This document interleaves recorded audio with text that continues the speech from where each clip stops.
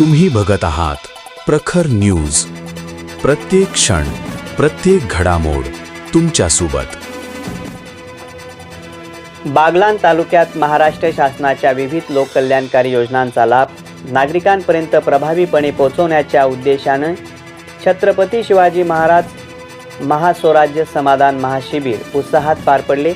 राज्याचे मुख्यमंत्री देवेंद्र फडणवीस यांच्या वाढदिवसानिमित्त तसेच दिवंगत उपमुख्यमंत्री अजित पवार यांच्या जयंतीचं औचित्य साधून आयोजित या महाशिबिराला नागरिकांनी चांगलाच प्रतिसाद दिला होता.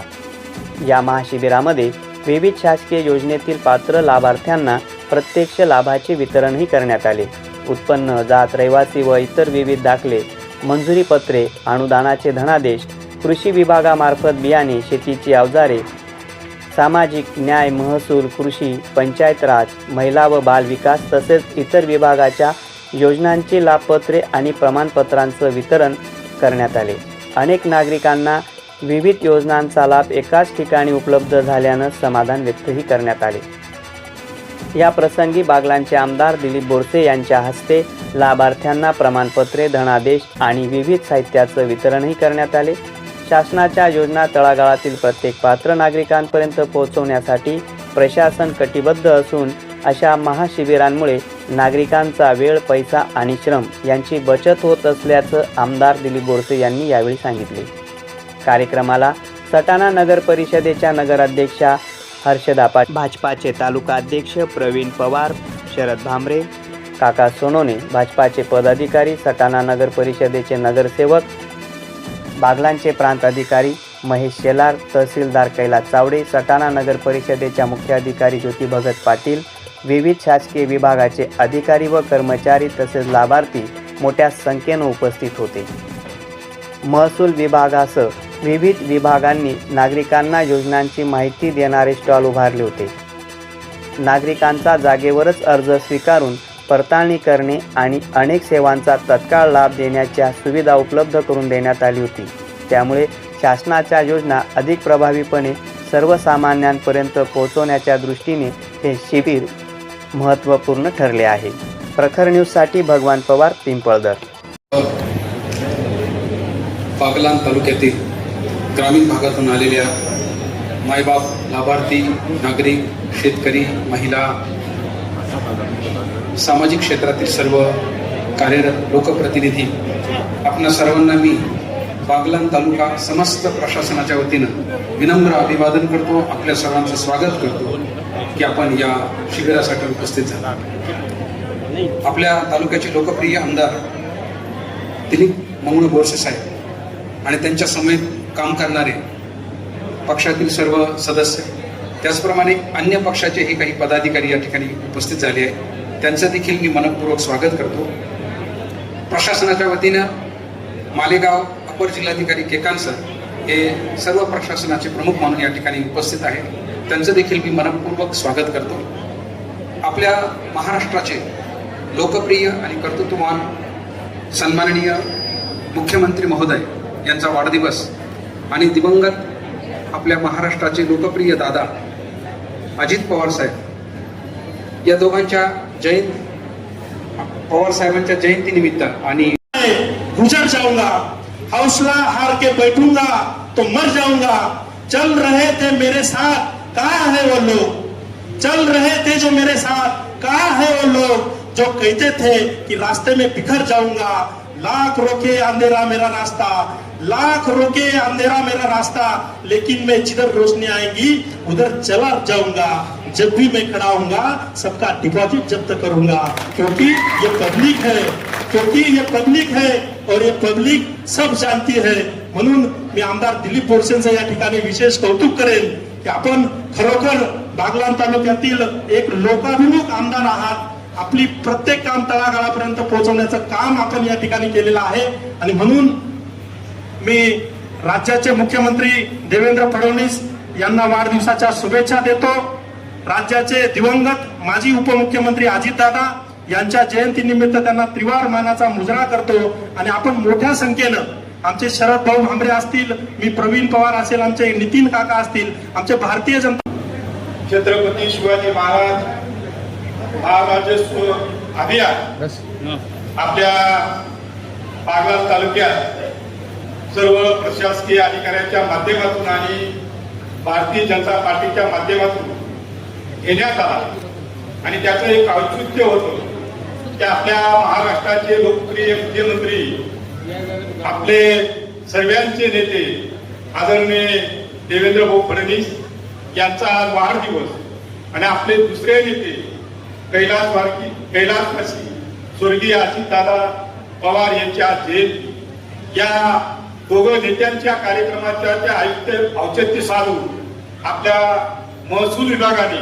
आपल्या या बागलाण तालुक्यात प्रामुख्याने जे छत्रपती शिवाजी महाराज अभियान राबवलं आणि या अभियानाच्या निमित्ताने उपस्थित असलेले आपल्या जिल्ह्याचे जिल्हाधिकारी केकांत साहेब, या कार्यक्रमाला खास करून उपस्थित असलेले आपल्या सटाणा प्रांतातील प्रांत महेशजी शेलार साहेब, तहसीलदार चावडे साहेब, आता ज्यांनी भाषण केलं ते आमचे मित्र रिटायर्ड पोलीस अधिकारी नितीनजी ठाकरे साहेब, या कार्यक्रमाच्या निमित्ताने उपस्थित असलेले नगराध्यक्ष, उपनगराध्यक्ष, सर्व नगरसेवक, महिला भाजप अध्यक्षा, तालुका अध्यक्ष भाजप, आपल्या तालुक्याचे सटाण्याचे शहर अध्यक्ष नितीनजी काका सोनवणे, दुसरे आमचे तालुका अध्यक्ष शरदजी भांबरे, प्रवीणजी पवार, आमचे जिल्हा अध्यक्ष अनिलजी पाकळे,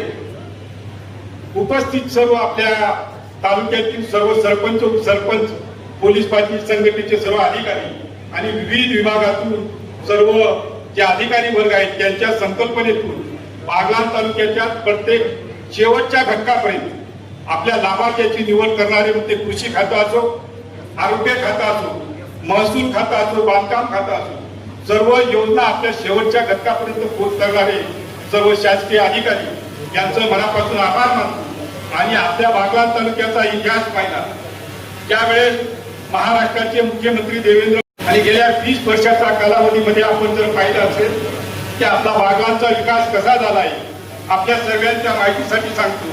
आम्ही ज्यावेळेस 2019ला आमदार म्हणून तुम्ही मला निवडून दिलं, त्याच्यापूर्वी पण तुम्ही मला प्रचंड मताने निवडून दिलं, पण आपल्या सर्वांचे श्रद्धास्थान असलेले छत्रपती शिवाजी महाराज यांच्या पदस्पर्शाने पावन झालेल्या साल्हेर भूमीमध्ये जेव्हा आम्ही साल्हेर किल्ल्याच्या पायथ्याशी गेलो आणि साल्हेर किल्ल्याच्या पायथ्याशी माती आमच्या कंपाळाला लावली आणि त्या दिवशी सांगितलं की आपल्याला छत्रपती शिवाजी महाराजांचं स्मारक इथं तयार करायचं आहे.